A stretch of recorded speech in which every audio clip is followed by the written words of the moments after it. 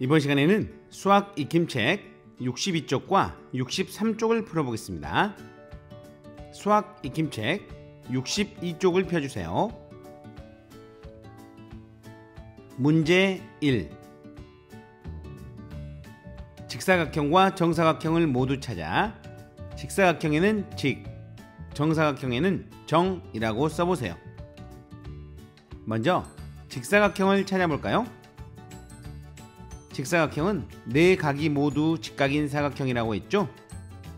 따라서 이 세 개의 사각형이 직사각형입니다. 이렇게 써주면 되고요. 이번에는 정사각형을 찾아볼까요? 정사각형은 네 각이 모두 직각이고 네 변의 길이가 모두 같은 사각형이죠? 따라서 이 두 개의 사각형이 정사각형이라는 것을 알 수 있습니다. 이렇게 써주면 되겠습니다. 이 사각형은 기울어져 있어서 직사각형이나 정사각형처럼 보이지 않을 수도 있지만 네 각이 모두 직각이고 네 변의 길이가 모두 같은 정사각형입니다. 문제 2. 여러가지 도형을 보고 물음에 답하세요. 세 개의 사각형이 보이는데요. 문제를 한번 풀어볼까요? 직사각형은 어느 것인가요? 직사각형은 네 각이 모두 직각이라고 했죠? 따라서 가와 다가 직사각형입니다. 정사각형은 어느 것입니까? 정사각형은 네 각이 직각이고 네 변의 길이가 같다고 했죠? 따라서 다가 정사각형입니다. 참고로 나는 네 변의 길이가 같은 마름모입니다. 깜짝 문제. 깜짝 문제입니다. 먼저 42 곱하기 37을 해볼까요? 42 곱하기 37은 47 곱하기 30 더하기 47 곱하기 7로 쓸 수 있죠? 42 곱하기 30은 42 곱하기 3 곱하기 10으로 바꿔 쓸 수 있습니다. 42 곱하기 3은 2, 3은 6, 4, 3, 10이니까 126이므로 126 곱하기 15로 바꿔 쓸 수 있겠네요.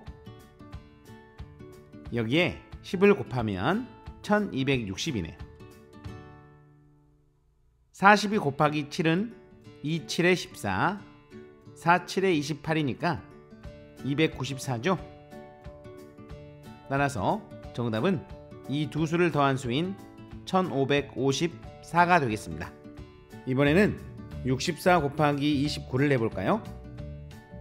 64 곱하기 29는 64 곱하기 20 더하기 64 곱하기 9로 바꿔 쓸 수 있죠. 64 곱하기 20은 64 곱하기 2 곱하기 10으로 바꿔 쓸 수 있고요. 64 곱하기 2는 4, 2, 8, 6이 10이니까 128이고 128 곱하기 10으로 바꿔 쓸 수 있습니다.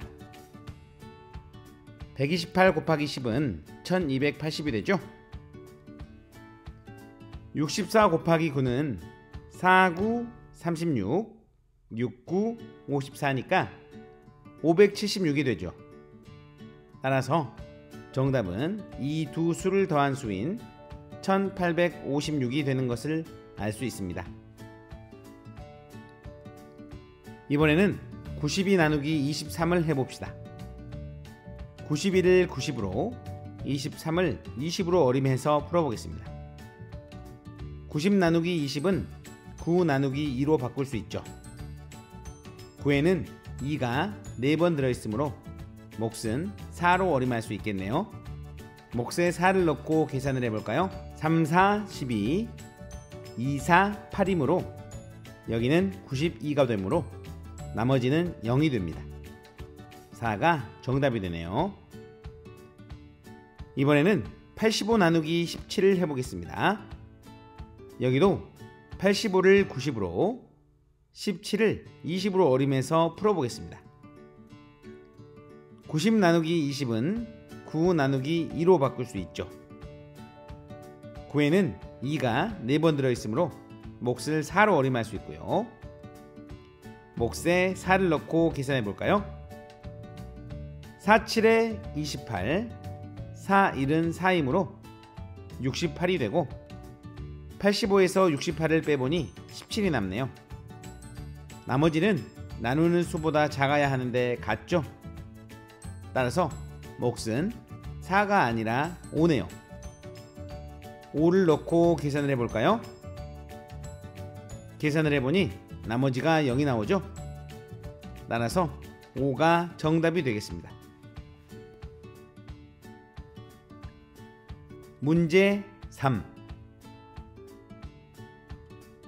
다음 도형은 정사각형인가요? 그렇게 생각한 이유를 써보세요. 여러분은 이 사각형이 정사각형이라고 생각하나요? 그렇죠.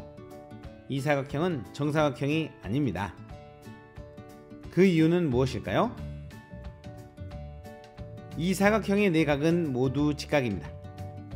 하지만 변의 길이가 여기는 3칸이고 여기는 4칸이죠.